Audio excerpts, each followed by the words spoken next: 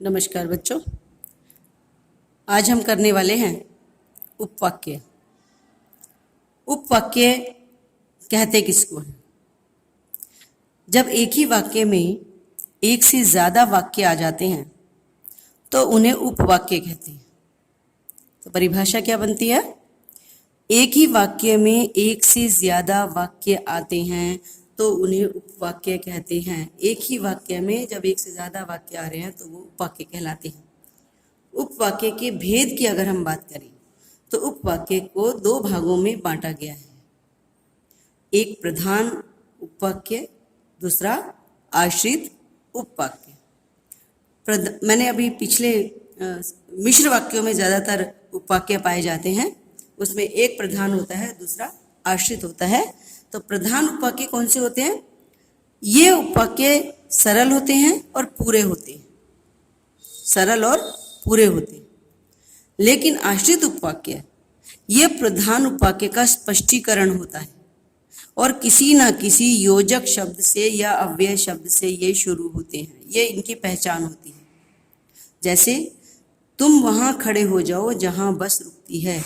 अब इसमें जहाँ से ये वाक्य शुरू हो रहा है ना, तो आप इसको कहोगे कि ये है आश्रित उपवाक्य। क्यों? क्योंकि ये योजक शब्द से शुरू हो रहा है, एक शर्त तो ये है, और ये प्रधान उपवाक्य है। दूसरी बात यह है कि जो आश्रित उपवाक्य है वो प्रधान उपवाक्य का क्लैरिफिकेशन है। तुम वहाँ खड़े हो जाओ, कहाँ? जहाँ बस रुकती है। अगला एग्जाम्पल देख लेते हैं।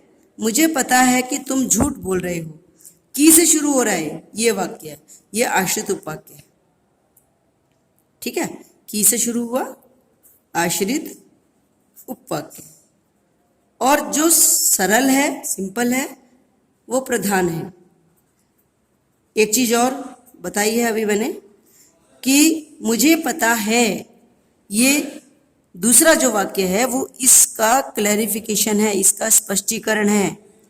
ठीक है, अब हम एक एक उपवाक्य की, आश्रित उपवाक्य के एक एक भेद का विस्तार से ज्ञान प्राप्त करेंगे, विस्तार से चर्चा करने वाले हैं। पहला है संज्ञा आश्रित उपवाक्य। इसे हम अंग्रेजी में नाउन क्लॉज भी कहते हैं। उपवाक्य का मतलब क्लॉजेज ही होता है, और संज्ञा आश्रित उपवाक्य है, इसे कहते हैं नाउन क्लॉज।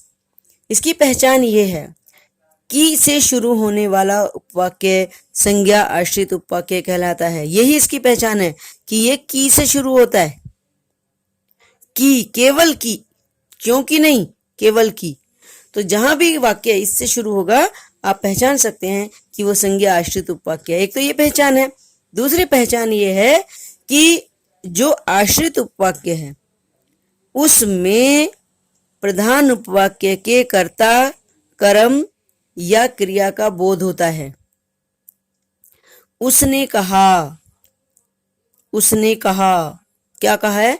मैं आज नहीं आऊंगा। तो ये प्रधान उपवाक्य है और इसकी बात, इसकी स्पष्टीकरण, इसका कर्म ये है आश्रित उपवाक्य। तो इसे कहते हैं संज्ञा आश्रित उपवाक्य। किसे शुरू हो रहा है? मैं आज नहीं आऊंगा। ये सारा का सारा जो है संज्ञा आश्रित उपवाक्य है। दूसरा उपवाक्य है विशेषण आश्रित उपवाक्य, जिसे अंग्रेजी में एडजेक्टिव क्लॉज भी कहते हैं।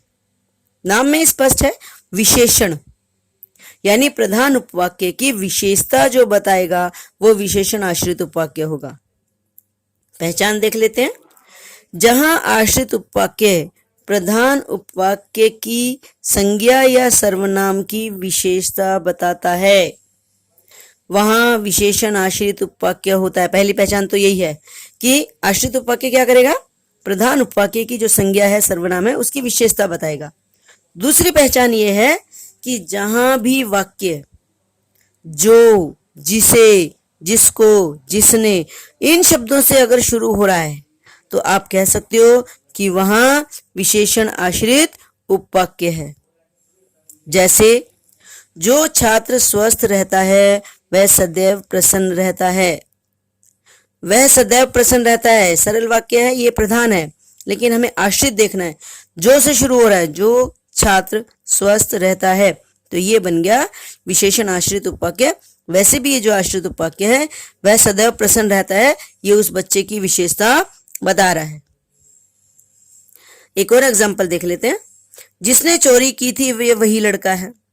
अब ये प्रधान उपवाक्य, ये वही लड़का है, तो लड़के की विशेषता बता रहा है ये कि लड़के की क्या विशेषता है, जिसने चोरी की थी, तो जिसने से शुरू हो गया। तो इस तरह आप पहचान सकते हो कि अगर आश्रित उपवाक्य प्रधान उपवाक्य के संज्ञा या सर्वनाम की विशेषता बताता है, वो विशेषण आश्रित उपवाक्य होता है। तीसरा है क्रिया विशेषण आश्रित उपवाक्य, और जिसे अंग्रेजी में एडवर्ब क्लॉज भी कह देते हैं। इसकी पहचान ये है, जहां भी आश्रित उपवाक्य प्रधान उपवाक्य की क्रिया की विशेषता बताएगा वहां क्रिया विशेषण आश्रित उपवाक्य होता है। ठीक है, प्रधान उपवाक्य, आश्रित उपवाक्य क्या है, प्रधान उपवाक्य का जवाब है। तो क्रिया विशेषण से नाम है, प्रधान उपवाक्य की क्रिया की विशेषता बताते हैं, वो क्रिया विशेषण आश्रित उपवाक्य कहलाते हैं। इसकी पहचान बताई थी फिर एक बार कि क्रिया की विशेषता बताते हैं, क्रिया विशेषण आश्रित उपवाक्य होते हैं। एक पहचान इसकी ये भी है कि जो भी आश्रित उपवाक्य जैसे, जब, जहां, जितना, यदि, अगर, ज्यों, क्योंकि, इसलिए, यद्यपि, ताकि, चाहे, अगर इन शब्दों से शुरू होता है वाक्य या किसी वाक्य के बीच में ये शब्द आते हैं, वो सब के सब आश्रित उपवाक्य क्रिया विशेषण आश्रित उपवाक्य कहलाते हैं। ये सीधी पहचान है, आप इन शब्दों से भी पहचान सकते हो। जैसे एग्जाम्पल में, जहां हम रहते हैं वहां एक पार्क है, ये सरल वाक्य है, प्रधान उपवाक्य, वहां एक पार्क है। जहां हम रहते हैं, तो ये एक विशेषता बता रहा है। ठीक है, पार्क की जगह के बारे में बता रहा है कि जहां हम रहते हैं, जहां से शुरू हो रहा है, आप बता सकते हो जहां से शुरू हो रहा है, तो ये क्रिया विशेषण आश्रित उपवाक्य है। यदि वर्षा होती तो फसल अच्छी होती। फसल अच्छी होती कब, यदि वर्षा होती, तो यदि से शुरू हो गया। जब मैं आपसे बात करता हूं मुझे बहुत अच्छा लगता है, जब से शुरू हो रहा है, तो ये है क्रिया विशेषण आश्रित उपवाक्य। एक और बात है, क्रिया विशेषण आश्रित उपवाक्य में पहला जो शब्द होता है वो क्रिया विशेषण ही होता है।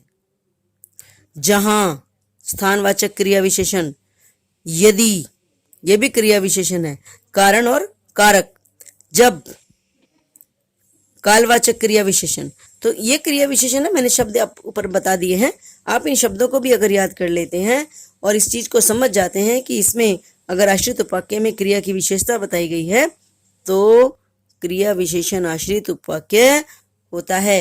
तो ये उपवाक्य हुए, अपने व्याकरण में बुक से प्रैक्टिस कर लेना, और कैसा लगा कमेंट्स में ज़रूर लिखना। और भी अगर कोई रिक्वायरमेंट आपकी हो तो आप मुझे लिख देना कमेंट में। मैं पूरी कोशिश करूँगी कि जल्दी से जल्दी उस टॉपिक पर वीडियो बना करके मैं डाल दूँ। अगले वीडियो में अगला topic. Till then, good day.